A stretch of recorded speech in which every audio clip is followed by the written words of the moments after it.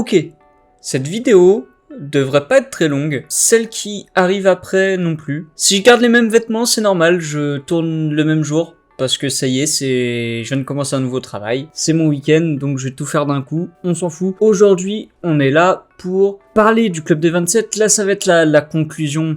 Il y aura encore une vidéo après, mais c'est vraiment la conclusion. On tourne la page, on passe à autre chose. Aujourd'hui, le thème, c'est qu'est-ce que pouvaient nous apprendre ces personnes qui ont fait partie du Club des 27. Pour moi, il y a quelque chose à en tirer de tout ça. Je sais que j'ai reçu un commentaire qui me disait moi de toute façon j'y crois pas au Club des 27. Alors techniquement moi non plus. Je pense pas que ce soit une malédiction, moi personnellement je suis pas superstitieux. Par contre c'est vraiment leur cadre de vie qui ont fait qu'ils sont morts prématurément. Ça c'est ce que je pense en tout cas. Je pense pas qu'il y ait de malédiction. Mais je pense vraiment qu'on avait quelque chose à en tirer. Alors je vais le dire tout de suite, je ne suis pas psy. Tout ce que je peux dire n'est pas forcément à prendre en compte. Enfin, je pense qu'il y a du à prendre et il y a du à laisser. Et pareil, je vais essayer de ne porter aucun jugement, bien évidemment. Déjà, je pense qu'il y a un traumatisme lié à l'enfance, déjà pour certains. Je pense à Brian Jones, je pense à Jimi Hendrix. Brian Jones s'est fait virer plusieurs fois d'école. Il a même eu des enfants avec des femmes différentes, même avant de créer les Stones. Jimi Hendrix même qui vole des voitures. C'est pour ça qui s'est fait attraper par la police. On lui a proposé la prison ou l'armée. S'ils disent ça, en tout cas, scientifiquement, on le dit. Moi, je ne le suis pas. Donc.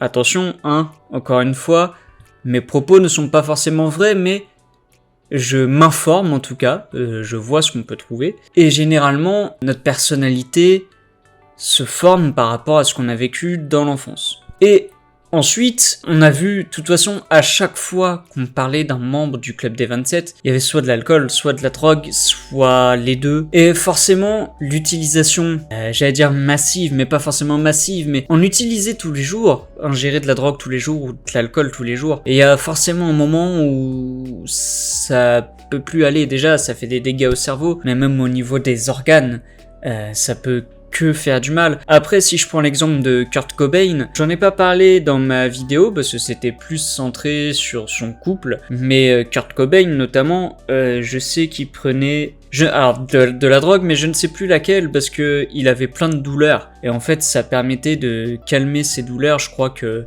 il était aussi hyper actif, ça permettait de le calmer, de le canaliser. On peut comprendre ça, mais d'un autre côté, il faut faire attention, parce que ça peut vraiment détruire. On a vu ça, combien sont morts d'overdose. Bon, après, il y a toutes les théories, évidemment, mais combien ont fait une overdose? Donc on a parlé de l'enfance, on a parlé de la drogue, de l'alcool, il y a aussi les relations.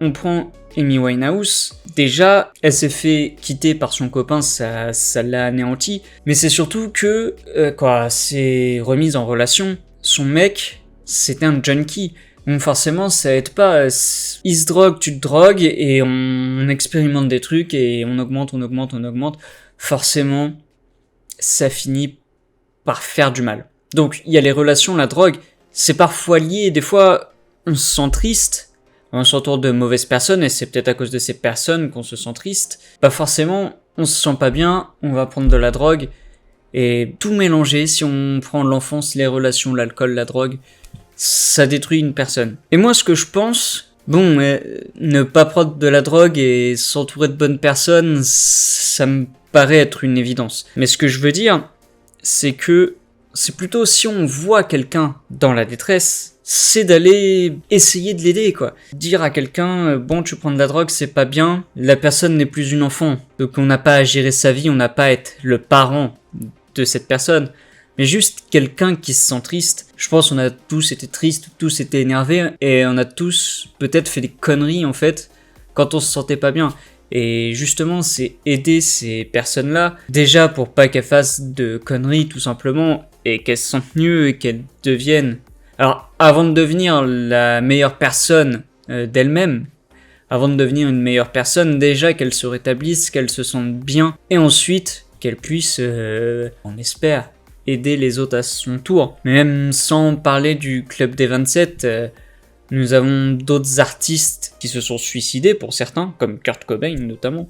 On peut prendre en dehors du club des 27 Chester Bennington. Après, il y a toutes les théories, je rentre pas dans ces détails-là, mais juste si on prend ça, on ne sait pas ce qui se passe dans la vie de ces artistes, on est d'accord. On a quelques idées, mais on n'est pas vraiment dans la vie privée des personnes. Mais si on prend même quelqu'un qui est pas célèbre, un membre de la famille, un ami, une connaissance, et justement si on peut les aider à aller mieux, ça évite qu'il se passe des choses tragiques, comme avec Kurt Cobain ou Chester Bennington. Mais, c'est ce que j'ai dit aussi sur la vidéo d'Amy Winehouse, si la personne ne veut pas se faire aider, au bout d'un moment, c'est vraiment compliqué. Après, bien sûr, on n'est pas des professionnels de santé, donc aider la personne du mieux qu'on peut, lui parler, et sinon, alors la forcer, on peut pas forcer quelqu'un, mais que cette personne aille voir un professionnel de santé. C'est à peu près tout ce que j'avais à dire. C'est une vidéo qui est très courte, je regarde le temps,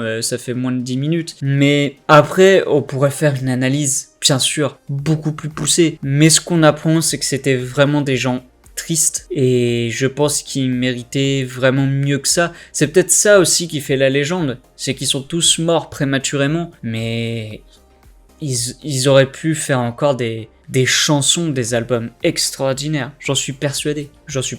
On se dit à une prochaine. Salut.